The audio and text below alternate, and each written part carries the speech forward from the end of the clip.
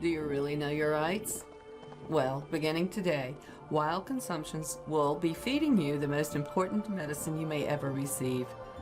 Beginning with the Articles of the Constitution, let us feast on that which really matters. We hold these truths to be self-evident that all men are created equal, that they are endowed by their Creator with certain unalienable rights, that among these are life, liberty, and the pursuit of happiness. Today, we will be learning about the judicial power of the United States. Currently, our Congress is attacking our president's constitutional rights in an attempt to overthrow the election. The rogue politicians are doing everything possible to remove our God-given rights. I believe you fight suffering by taking a stand against it. I believe Big Pharma rules mandated by Congress causes suffering and destroys the health of the people they claim to serve. I believe the deep state, along with Congress's Big Pharma, has stolen years from our lives. I believe it is possible to take some of those years back. That's why I support Red Pill Living. With best-selling products like the C60 Longevity line, Kila Cream, Heavy Metal Detox Topical, and Colloidal Silver Super Concentrate, Red Pill Living supports longevity, vitality, and detoxification against the deep state attacks on your health. Red Pill Living is proudly based in the United States. Find the link in the description box below to declare your independence from the deep state and Big Pharma. In the last episode of Wild Consumptions, we left off with sections 2 through 4 of Article 2. Today, we are picking up with Articles 3 and 4 of the Constitution of the United States of America. Article 3, Section 1, the judicial power of the United States shall be vested in one Supreme Court and in such inferior courts as the Congress may from time to time ordain and establish. The judges, both of the Supreme and inferior courts, shall hold their offices during good behavior and shall at stated times receive for their services a compensation which shall not be diminished during their continuance of service. Section 2.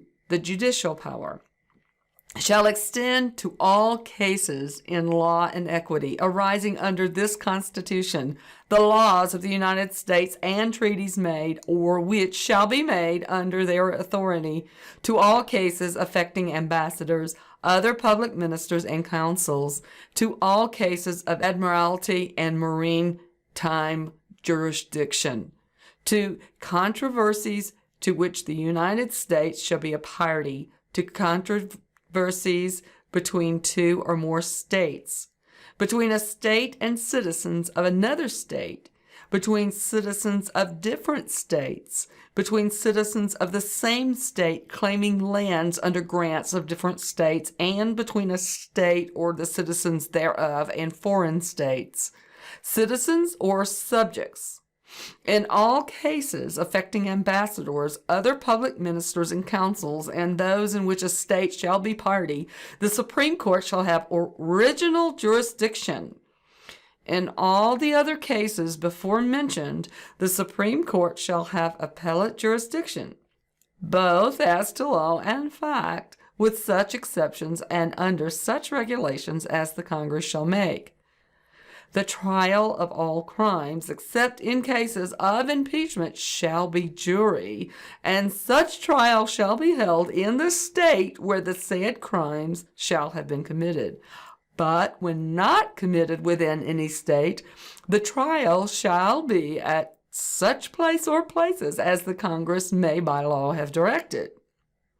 Section 3. Treason against the United States shall consist only in levying war against them or in adhering to their enemies, giving them aid and comfort. No person shall be convicted of treason unless on the testimony of 2 witnesses to the same overt act or on confession in open court. The Congress shall have power to declare the punishment of treason, but no attainer of treason shall work corruption of blood or forfeiture except during the life of the person attainted. Article 5. States' citizenship, new states. Section 1.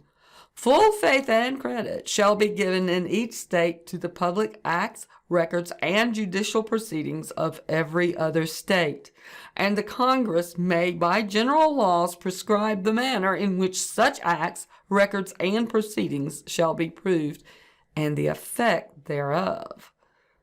Section 2. The citizens of each state shall be entitled to all privileges and immunities of citizens in several states.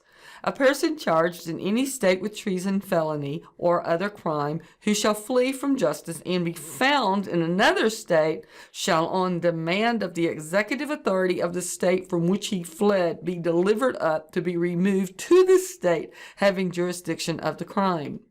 No person held to service or labor in one state under the laws thereof, escaping into another, shall, in consequence of any law or regulation therein, be discharged from such service or labor, but shall be delivered up on claim of the party to whom such service or labor may be due.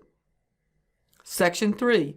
New states may be admitted by the Congress into this Union, but no new state shall be formed or erected within the jurisdiction of any other state, nor any state be formed by the jurisdiction of two or more states or parts of states without the consent of the legislatures of the states concerned as well as of the Congress. The Congress shall have power to dispose of and make all needful rules and regulations respecting the territory or other property belonging to the United States, and nothing in this Constitution shall be so construed as to prejudice any claims of the United States or any particular state. Section 4. The United States shall guarantee to every state in this Union a republican form of government, and shall protect each of them against invasion, and, on application of the legislature or of the executive, when the legislature cannot be convened, against domestic violence.